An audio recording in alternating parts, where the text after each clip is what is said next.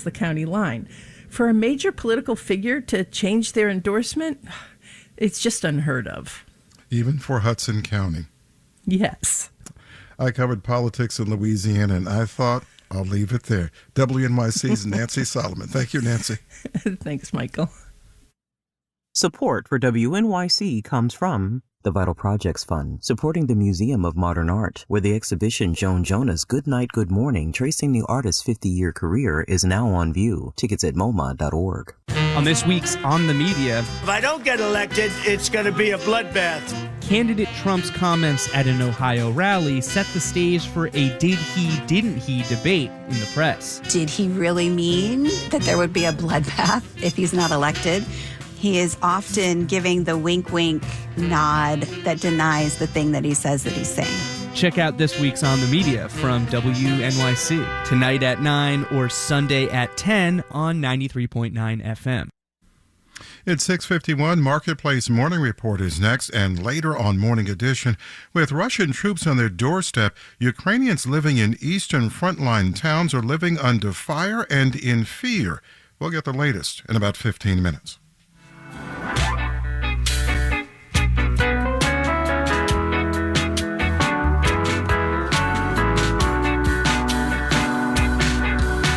.30 degrees in the city right now. It's cold out there. If you're going out this morning and wrap up, sunshine's on the way. Sunny and 45 for a high today, but it's going to feel colder than that because of the wind. We have a lot of rain coming starting overnight. A lot of rain tomorrow with a flood watch that has been ordered. So be careful out there. It's 6:51, 30 and sunny right now.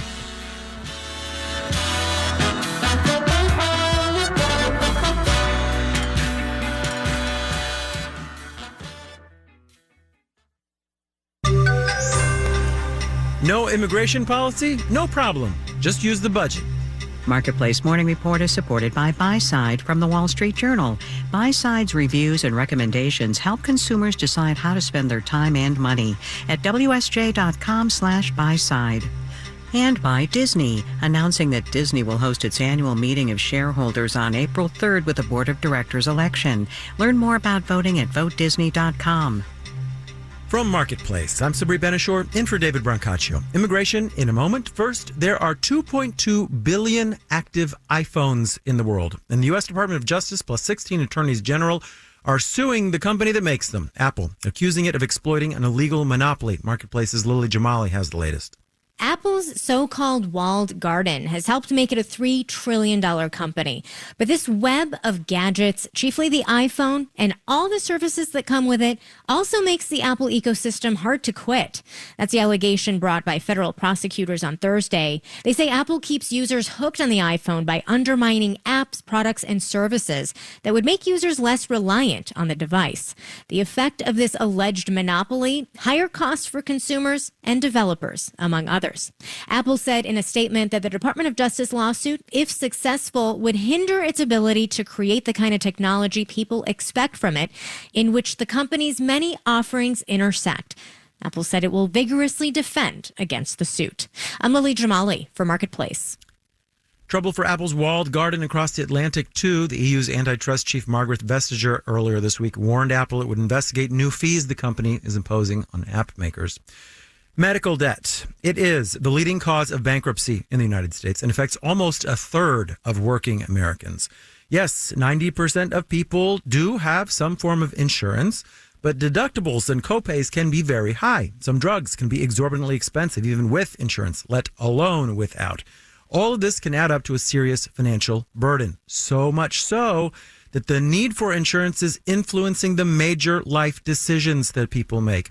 Allison Sesso is president and CEO of RIP Medical Debt, a nonprofit charity that helps people burdened by healthcare costs.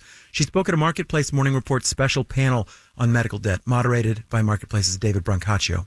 There's a lot of people that aren't able to leave their jobs, that aren't able to be mobile, that stick in the same place and make different choices about their, upward mobility based on that, holding on to that insurance just so that they can have access to care, be it pharmaceuticals or otherwise. That's Allison Sesso, a consumer rights advocate, speaking with my Marketplace colleague David Brancaccio at our Health and Wealth panel from this week. We'll have more from that event next week. Now, let's do the numbers. The FTSE in London is up 0.8%. The futures are all up in around 0.1%. Dow futures up 51 points. And the yield on the 10-year Treasury is at 4.246%. SpaceX, that's Elon Musk's company aiming to eventually get people on Mars. It's accused of requiring current employees as well as employees who are fired or laid off to sign illegal agreements. The National Labor Relations Board says the agreements include confidentiality and non-disparagement clauses that go so far as to interfere with workers' rights to advocate for better working conditions. SpaceX is privately held, so no stock update there.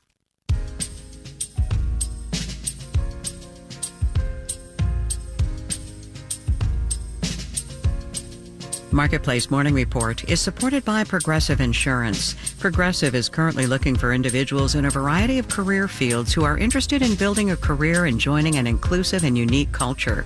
More information, including application, at progressive.com/careers. And by Brains On, the wildly popular podcast for kids is coming to a theater near you with a hilarious science-themed live show. More at brainson.org/events. The House is set to vote today on a $1.2 trillion spending package, just ahead of a deadline for a partial government shutdown.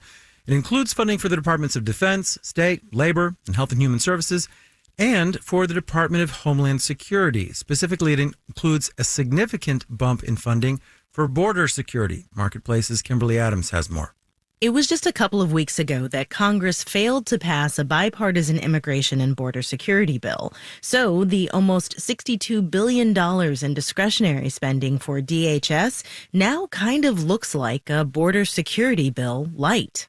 This is one of the most astounding immigration enforcement increases that we've seen. David Beer is Associate Director of Immigration Studies at the Cato Institute. You're talking about almost a 35% increase in the Border Patrol budget. Part of that is almost $500 million to more or less double the size of the force by hiring 22,000 more Border Patrol agents. I'm skeptical of their ability to do that. We've seen Border Patrol try to recruit and be unable to do so, but this is certainly a huge amount of money. The funding package also includes more than $100 million for border security technology, plus some funding to fight the asylum backlog at U.S. Citizenship and Immigration Services. Julia Jalot is an associate director at the Migration Policy Institute. She says while there's lots of cash for border and immigration enforcement, we also in the prior funding bill saw that there was a decrease in the funding for immigration courts. The opposite of what's needed to process that backlog. Jenny Murray is president and CEO of the National Immigration Forum and says the focus on enforcement at the southern border ignores other pressing immigration concerns. It actually doesn't give quite enough resources to the other cities around the country that are also dealing with migrants and newcomers.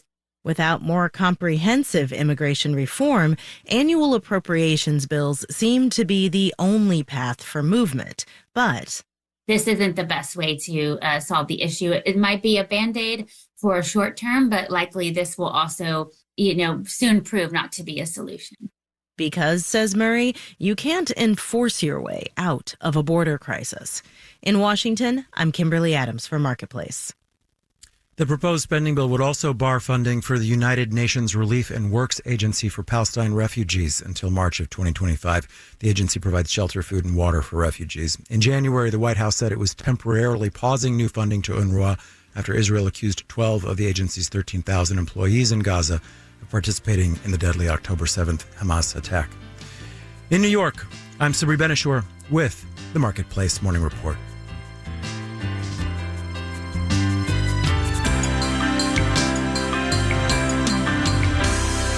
From APM, American Public Media. WNYC is supported by